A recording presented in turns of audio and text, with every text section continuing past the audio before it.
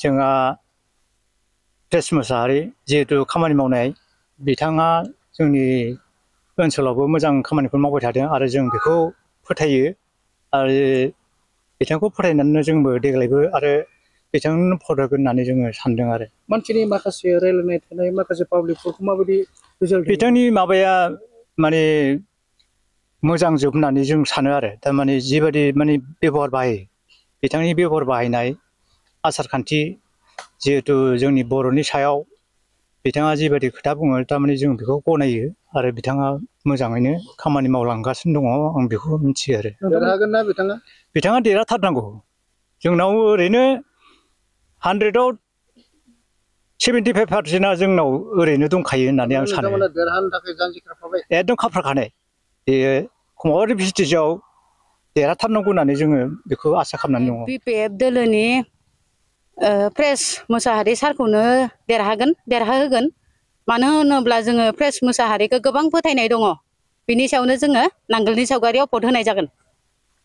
रायजो राजाफोरा प्रेसखौ नागिरो आरो ना औ इयो मोजां मावनायनि थाखायनो रायजो राजाफ्रा प्रेस मोसाहारिखौ नागिरो सार पार्टी हिसाबै मोजां मोनो ना बिथांनि मावनायनि माखासेफोरखौ मोजां मोनो नोंथांमोन मावनायनि माखासे बिथांखौनो मोजां मोनो बेनि सायाव जों फोथायनायबो दङ सारखौ मोजां मावगोन होननानै नोंथांमोना माबे भिसिडिसि गोलैयो जोङो खमाबारि भिसिडिसि गोलैयो सार मोसारखौ नांगौ मानो नांगौ जों इलेक्सननि थाखाय देरहाहोनो थाखाय जोंखौ सालायनो थाखाय जों बेखौ नांगौ आरो मोजां नाङा बिथांखौ नांथारगौ जों देरहागोन सियरखा आरो बेजों गासिबो रायजो राजायाबो नोंथांमोननि गामियाव माबायदि प्रेस मोसाहारिखौ नांगौ ना नाङा नांगौ दाबो जों बेयावनो दङ जोंनि गामिना बै मैदगुरि बारि थारैनो नोंथांमोननि गासैबो बे भिसिडिसिनि बेखौनो भट होगोन गेलेनो होआ ना जोंनि दोनस्रि समथियाव प्रेस मोसाहारिया थांनाय एमसिएलए इलेक्सनावबो देरहानानै थांबाय बिथांनि मावनायखौथ' जोङो दासान्दि मोजांखौनो नुहुरदों बिनि थाखाय जोङो 100% बेनो भट होनो थियारि डेभेलपमेन्टनि खेत्रआवहाय मा बुङो नोंथांमोननि समस्ति बा नोंथांमोननि भिसिडिसियावहाय मावना होनायफोरनि बेलायाव मा बुङो डेभेलपमेन्टनि खोथायावथ' मोजाङानो मावनाय नुदों बेखिनियानोसै आरो मानसि हिसाबै नोंथांमोना माबायदि मोनो बिथांखौ मानसि हिसाबैथ' मोजाङानो रेसपन्सफोरखौथ' होयो फैबाय थानाय समाव नोंथांमोना थारैनो बेनिनो भट होगोन ना बेनिनो भट होगोन गाबोन समफोर सोरबाफोर रांनि लब देखायोबा थांगोन नामा जोङो थाङा बेनिनो होगोन देरहागोन रोखा ধনশ্ৰী সমষ্টিৰ আমাৰ প্ৰেছ মোছাহাৰী ডাঙৰীয়া আছে আমিতো প্ৰেছ মোছাহাৰী তাকে ভোটটো দি আছোঁ আৰু দি থাকিম আগন্তুক দিনতো আগতে যেনেকা কাম কৰি আছিল হাগ্ৰামা ছাৰে এতিয়া পিছতো আমাৰ আশা আছে কাম কৰি যাব বুলি সেইটো ভাবি পেলাই আমাক আকৌ হাগ্ৰামা চৰকাৰে আমাক লাগে হয় আৰু ইয়াতে কমাবাৰী ভিচিডিচি আৰু আমাৰ ধনশ্ৰী সমষ্টিত আমাৰ প্ৰেছ মোছাহাৰীক লাগে বুলি আমি বিচাৰিছোঁ আৰু তাৰ কৰ্মকৰ্তা আমাৰ ওপৰত কাম কৰা এইবিলাক চাই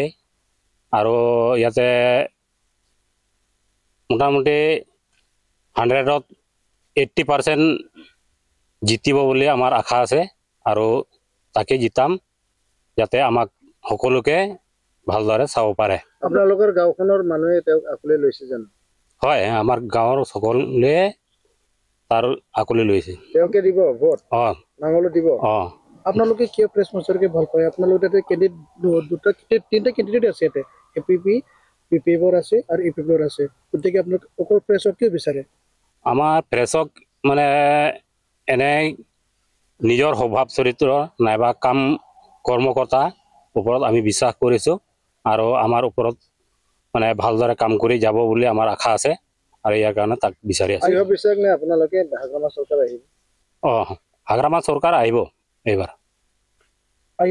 যদি আপোনালোকক কোনোবাই কয় যে আমাৰ দলত আহক বুলি কয় আপোনালোকে যাব নেকি নাই আমি তেনেকুৱা নহয় আৰু আমি একেবাৰে বিপিএফ পাৰ্টিত মানে এতিয়া তাৰ বাহিৰত আৰু যাব নাযাওঁ আৰু বুজিছে নেকি আপোনালোকৰ তেনেকুৱাই দীঘল শিপা হয়